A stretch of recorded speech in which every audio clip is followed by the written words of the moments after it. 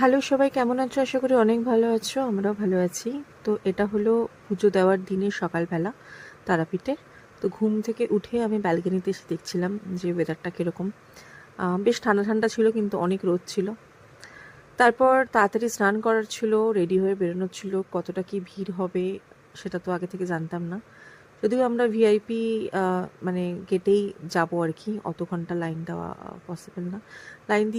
Line দিয়ে পুজো দিতে পারলেই ভালো লাগতো, কিন্তু শরীরটা তো আমার ভালো না, তো সেজন্য অতটা লাইন দেওয়া সম্ভব না। তো এখানে একটা কুর্তি পরে নিয়েছি সুন্দর দেখে, আর হাজব্যান্ডও রেডি হয়ে গেছে, আর আমরা জামা কাপড়টা গুছিয়ে রাখছি, কারণ আজকেই তো আমাদের চেক আউট। আজকে আমাদের ইভিনিংয়ে ট্রেন আছে বন্দে ভারত, 6:45 মনে হয়।